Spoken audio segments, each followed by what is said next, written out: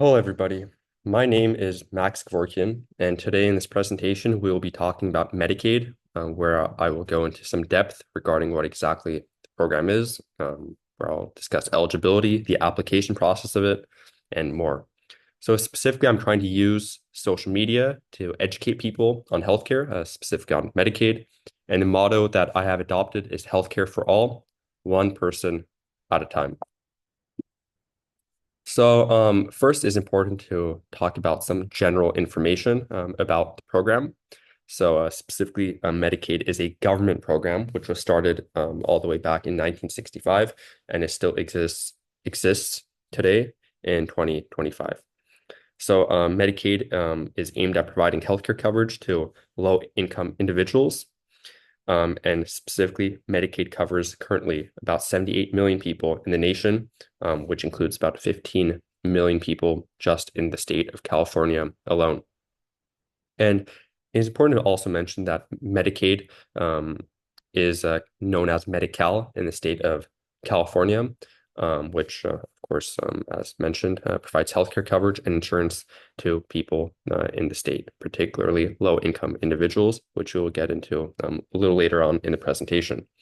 So specifically, Medicaid is paid for by both the federal government and also by the states, but it is in fact the federal government which pays a larger share, which we will go more into depth about a little later on. And also, Medicaid includes a variety of coverage. So specifically, this includes prescription drugs and also visiting a doctor. So visiting your physician. And specifically, Medicaid has expanded many times since its inception, all the way back in 1965. And so currently today, about 40 of the 50 states have expanded Medicaid in order to cover more people. So now we have talked about how to apply. So specifically, there are a variety of ways to apply to Medicaid. Um, and specifically, this includes applying in person, where you can visit a service office in a location in the county that the individual lives in, where they can get help with their application and also subsequently enroll. Also, individuals can apply through the mail, where they can send in their application to the service office with the relevant signed documents and documentation. Furthermore, individuals can also apply through the phone by calling the service office in their local county. However, the most efficient and most common method in applying for the program would be to apply online. And so specifically, each state has their own website, but specifically for California, it would be a website called Covered CA, so Covered California, where individuals can apply for Medicaid through that website and fill out the relevant information so that they can get enrolled into the program. And specifically, the information on the slide was obtained from the Department of Healthcare Services. And specifically, all the references that I'm using in this slideshow, in this presentation, will be listed at the end of the presentation in a separate slide. So now we have talked about eligibility. So it is important to mention that in order for an individual's application to be accepted and to be sufficiently enrolled in the program, they must fit into the category of those who are actually eligible for Medicaid. So enrolling in Medicaid is possible if individuals are already part of existing or additional programs. And so specifically, for example, in California, such programs would be CalWORKS and CalFresh, for example. And so being part of these programs can definitely result in Medicaid eligibility, or in the case of California, Medi-Cal, which of course is the Medicaid equivalent in the state of California. However, besides being part of existing programs, Medicaid eligibility also includes eligibility for people who are over the age of 65, which of course are considered to be senior citizens in the United States. Also, Medicaid eligibility covers people who have potentially have a disability, people who are pregnant, people who are blind, including other things as well. And specifically also, and very importantly, people who are 138% below the poverty level are also eligible for the program. And specifically, the information obtained from this particular slide is from the Department of Healthcare Services. So now we have talked about the timeliness of Medicaid. And so specifically regarding the time that it takes to actually process the application and know whether or not your application to Medicaid has been refused or not, there is a 45-day rule for everyone. So this means that in states such as California, it is required for the state to notify the individual who has applied to Medicaid to know whether or not their enrollment has been accepted within 45 days. However, this is not universally true. For example, for people who potentially require a determination on whether or not their disability is covered by Medicaid, this number may actually be up to 90 days and not 45 days. And so specifically these timeframes of 45 and 90 days are actually mandated by the Supreme Court of the United States, meaning that if states violate this policy of not notifying individuals within 45 or 90 days, then those states will be in violation of federal law. Now we have to talk about the policy aspect. So, as previously mentioned, Medicaid aims to give health insurance to people in the nation, with Medi-Cal being the California equivalent of that program. Also, as previously covered all the way in the beginning in the general information slide, Medicaid currently provides coverage for about 78 million people in the nation, which includes just about 15 million people in the state of California alone. So the funding for this program is jointly funded by the state and also by the federal government. However, it is widely known that it is the federal government that is the entity that covers more of the funding compared to the state. And so specifically, Medicaid has been shown to be very important to people, particularly in times of need, especially when there have been economic problems facing the country. So Medicaid, for example, has provided much needed relief to many people during the COVID-19 pandemic, during and also in its aftermath. Also, Medicaid has provided a lot of help to people during the Great Recession of 2008, where the economy of the country was on a rapid spiral downwards. So Medicaid enrollments have been shown to rise in such difficult times, indicating its importance for lower income individuals. Because as previously mentioned, Medicaid is eligible for those who are 138% below the poverty line of the nation. And of course, poverty is exacerbated during times of great crises, such as the pandemic and such as a recession which was faced between 2008 and 2010. However, to talk more directly about the policy and to expand on what was previously mentioned, Medicaid has expanded multiple times since its inception in 1965. The most notable expansion to Medicaid was the Affordable Care Act in 2010, under the presidency of Barack Obama. As a result of this expansion and others which had come before it, Medicaid keeps on covering more and more people.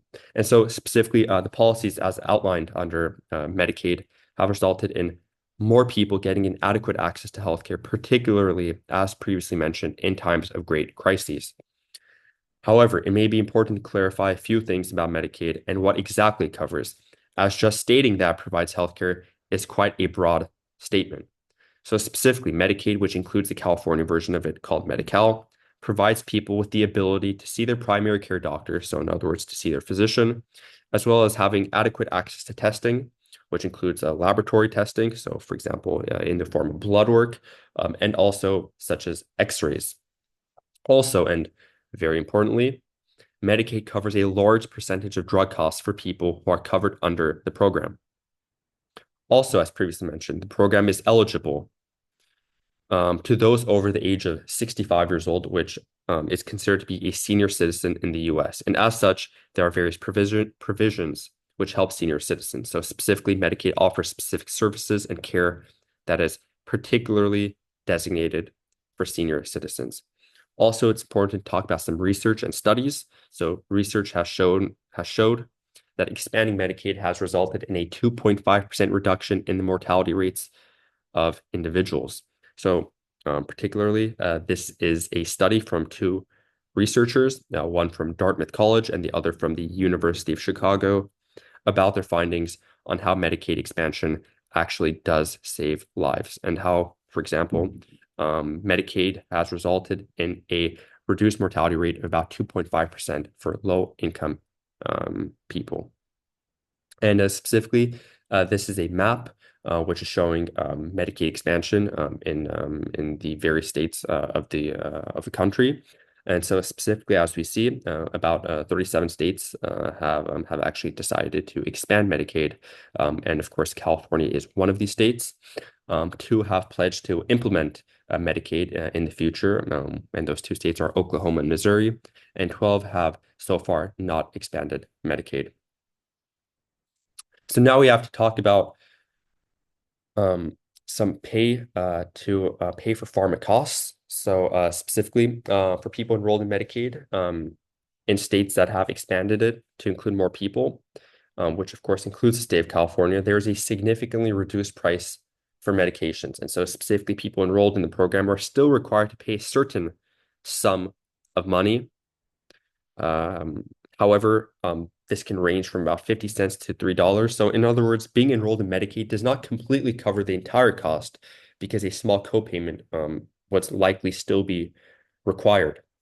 But copayments can vary on the individual and also on the drug. So, but it can usually be up to either $4 or $8, depending on both the drug and the individual. And so specifically, there's actually a cap of $4 to $8, depending on both the prescription and the individual. And specifically, this information was obtained from the Medicaid and Chip Payment and Access Commission. Now to talk about accessibility to Medicaid.